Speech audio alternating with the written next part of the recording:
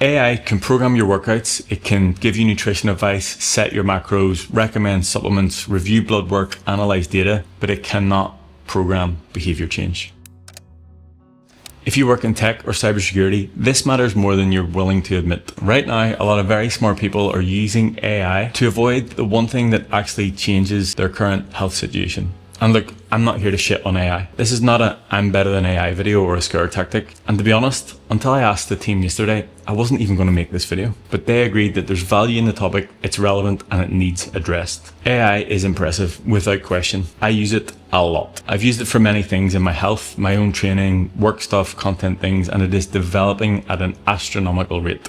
But I'm not afraid that it's going to replace me. Today, I'm going to cover where it works, what it's great at, what it's missing, and some of the problems that I see with solely relying on AI as your coach. Everything that I've just mentioned isn't hypothetical, it already exists. If you don't already know, I'm Ben Canning, co-founder of We Hack Health. I work exclusively with people in tech, cybersecurity, and AI adjacent roles. So if anyone should be able to use AI successfully to manage their health, it's this group. I've literally seen clients build AI apps to help with their food tracking. So to say that we're in it, we're in it. So when someone asks, why would I need a coach whenever AI can do all of this? It's not an unreasonable question on paper. AI has some big promises, especially to technical minds. To those who know how to use it and prompt correctly, it talks a big talk. Most people think if they have the perfect plan, they remove friction, they optimize the workflow, then they will execute. So they do what they're good at. They build a system, refine the input, and optimize the workflow. It feels productive. Time spent on this is time spent on improving their health. But there are two problems here right away. Information.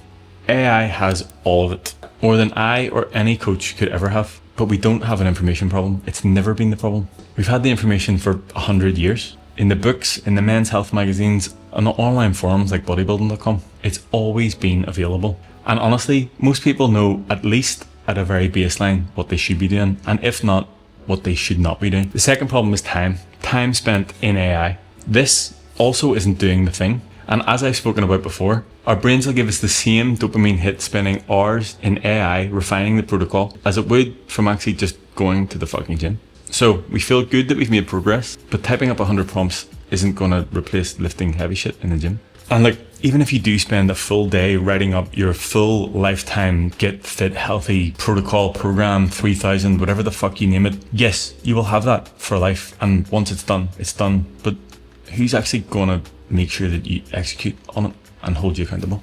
Also, I don't know about you, but AI is the ultimate rabbit hole. I start with one question, and before you know it, I've got a 37-page document and a 17-step protocol to build out a Notion template that I don't actually even really need. Although at the time, it feels like the highest priority task, but ultimately is useless. The problem is not AI, it's not your training plan, it's not your macros or meal plan, it's not how many steps you're doing or your supplement protocol. The problem is behavioral avoidance. AI is the newest, shiniest object that we currently have. And although I respect the work and the effort that goes into building the food tracking app from the cyber athletes that will remain unnamed, what about just actually fucking tracking your food? This isn't optimization, it's mental masturbation.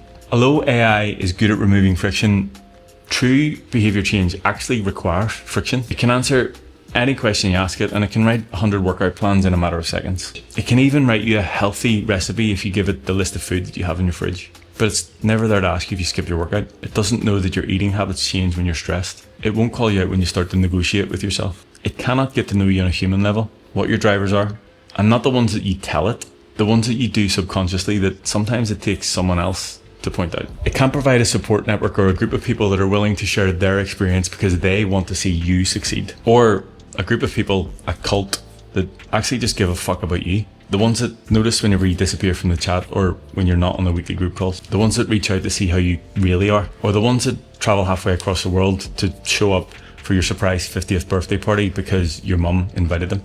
AI cannot hold you accountable. And truthfully, I've never met anyone that doesn't want to let AI down. Something that I know from the people that I work with is a huge driver.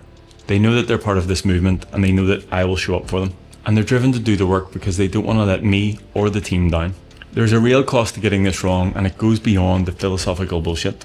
The behavioral cost. I see a lot of stagnation more than I see failure. You stay busy, track data, go all in, get distracted.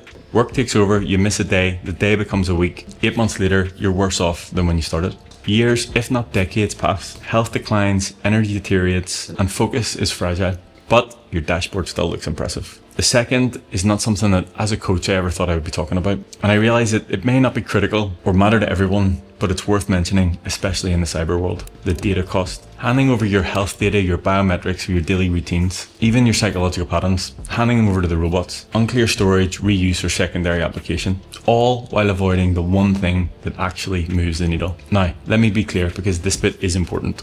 AI can be useful. An AI coach that gets someone away from their desk and actually moving, that is a win. It works for awareness, early momentum, and somewhat reducing confusion. Where it breaks is when the behavior gets uncomfortable, when there's an incident at work or motivation disappears. Studies have shown 90 to 93% compliance with AI coaches in the first 7 days. But by day 30, somewhere between 7 and 10%. This is exactly the problem. Coaching is not about here's a workout and here's your macros. I still have a coach. For me, it's about delegating the adaptations, a second set of eyes and ears to deliver objective feedback, to recognize patterns and deliver it with full context. A coach's job is about understanding your drivers, how you show up when things are good, how you disappear when they're not, what stress does to your decisions, or even recognizing stress in the data when you maybe can't even see it yourself. Understanding your triggers, your reactions, and building plans on how to rewire the entire system to allow you to become the person that you want to be. True coaching is about behavior change. We Hack Health is about being a part of something bigger, a movement to set the standard for health in tech and cybersecurity.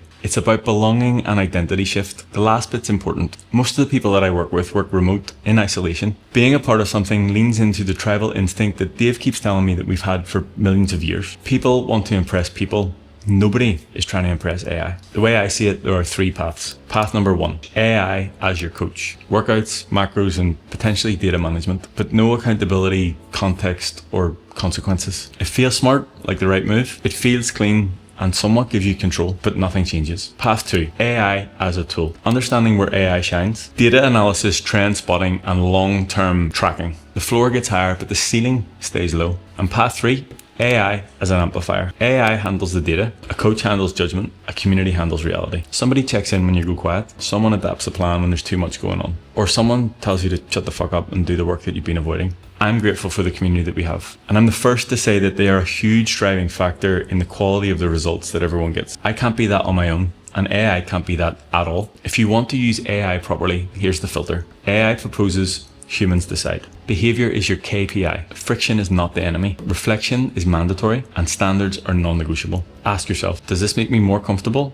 or more honest? If it's comfort, then you're still hiding behind the shiny new toy that everyone's talking about. And I'll be honest here, I'm a huge fan of AI. Building tools and apps are cool, and I respect it. Do you know what I respect more than anything? A change in someone's physique, their energy, their behavior, and their identity. Because these all require work. A lot of fucking work. They cannot be bought, only earned, and I respect the work over anything else. If AI could fix this, people wouldn't still be struggling. The health and lifestyle crisis globally, and even more specifically in the cybersecurity world, is only getting worse. We have more access to more information now than ever before, yet less people are making the changes needed. One of my clients, Alan, said this: I personally do not believe that AI replaces a human coach and is a tool to augment training. Having that analysis from someone such as yourself, to me, is most valuable. AI won't save you. You have to do that yourself. AI will expose you, so use it, leverage it, but don't hide behind it. Because yes, AI can program workouts, but it cannot program behavior.